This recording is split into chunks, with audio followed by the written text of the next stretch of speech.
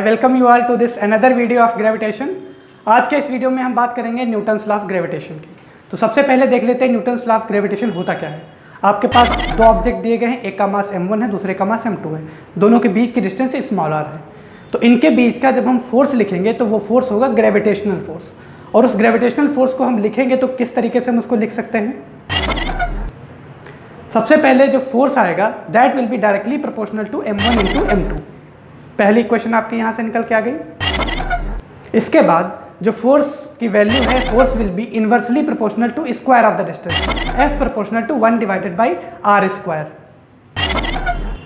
अब अगर पहली और दूसरी इक्वेशन को हम कंबाइन करें तो हमारे पास जो जनरल फार्मूला आता है निकल के, आप लोग जानते होंगे कि जब हम प्रोपोर्शनलिटी साइन हटाते हैं तो उसकी जगह पे एक कांस्टेंट आता है, और यहाँ पे जो कांस्टेंट आएगा उसको बोलते हैं ग्रेविटेशनल कांस्टेंट। यहाँ पे जो कैपिटल G है ये है ग्रेविटेशनल कांस्टेंट, और इसकी वैल्यू होती है 6.67 इंटू 10⁻11 न्यूटन मीटर स्क्वायर पर किलोग्राम स्क्वायर। तो आपको इसकी यूनिट ध्यान रखनी है और इसकी वैल्यू ध्यान रखनी है जब कभी भी आप इससे रिलेटेड क्वेश्चंस सॉल्व करेंगे। अब हम कुछ खास बातें देख लेते हैं ग्रेविटेशनल फोर्स से रिलेटेड, कि जो आपका ग्रेविटेशनल फोर्स है वो एक सेंट्रल फोर्स है। दैट मीन्स सेंट्रल फोर्स का सीधा सा मतलब है कि अगर आपके पास दो बॉडीज़ हैं तो इनके बीच जो फोर्स लगेगा वो दोनों बॉडीज़ के सेंटर ऑफ मास को ज्वाइन करने वाली जो लाइन है उसके अलॉन्ग लगेगा। दूसरा पॉइंट जो है कि ये जो ग्रेविटेशनल फोर्स हैं ये हमेशा अट्रैक्टिव फोर्सेस होते हैं, ये हमेशा एक दूसरे को अट्रैक्ट करते हैं।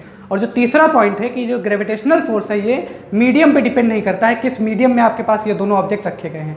इसके बाद जो नेक्स्ट कॉन्सेप्ट है आपका वो है प्रिंसिपल ऑफ सुपरपोजिशन का। तो प्रिंसिपल ऑफ सुपरपोजिशन को हम देख लेते हैं। आपके पास ये एक ऑब्जेक्ट दिया गया है जिसका मास है कैपिटल M। इसके साथ में नंबर ऑफ ऑब्जेक्ट आपको दिए गए हैं m1, m2, m3 और m4। आपको निकालना है इस कैपिटल M वाले ऑब्जेक्ट पे कितना फोर्स एक्ट कर रहा होगा इन सारे मासेस के कारण। तो पहले वाले मास के कारण जो इस पे फोर्स लग रहा होगा वो अट्रैक्टिव फोर्सेस होगा, F1 वेक्टर इस तरीके से, F2 वेक्टर इस तरीके से, F3 वेक्टर इस तरीके से और F4 वेक्टर इस तरीके से।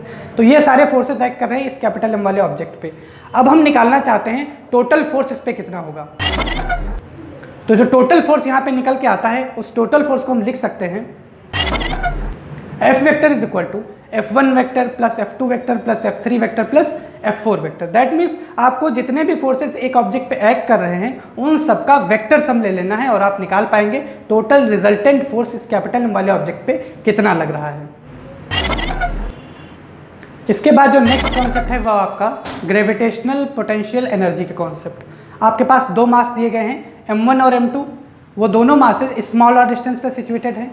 तो इनके कारण अगर हम ग्रेविटेशनल पोटेंशियल एनर्जी लिखें तो ग्रेविटेशनल पोटेंशियल एनर्जी का जो फॉर्मूला निकल के आता है वो क्या आता है, U is equal to -G m1 m2 divided by r। ये है gravitational potential energy. Two body system, एक का मास m1 है, दूसरे का मास m2 है और दोनों के बीच की डिस्टेंस स्मॉल r है। इसके बाद अगर हम अर्थ वाले सिस्टम के लिए देखना चाहें, आपके पास ये एक अर्थ दी गई है, ये अर्थ रोटेट कर रही है अपनी एक्सिस पे। इसके ऊपर एक मास रखा गया है जिसका मास है स्मॉल m। अर्थ का मास आपको दिया गया है me और अर्थ की रेडियस आपको दी गई है re।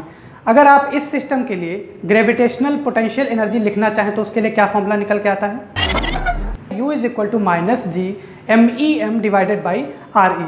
इसके बाद जो नेक्स्ट कॉन्सेप्ट आता है वो आता है ग्रेविटेशनल फील्ड इंटेंसिटी का। तो सबसे पहले समझ लेते हैं ग्रेविटेशनल फील्ड क्या होती है। किसी भी ऑब्जेक्ट के चारों ओर का वो एरिया जहाँ पे आप उसके इफेक्ट को एनालाइज कर सकते हैं तो उसको हम बोलते हैं ग्रेविटेशनल फील्ड। इसके लिए अगर हम फॉर्मूला देखना चाहें, small g is equal to GM divided by r square. ये है फॉर्मूला ग्रेविटेशनल फील्ड इंटेंसिटी के लिए।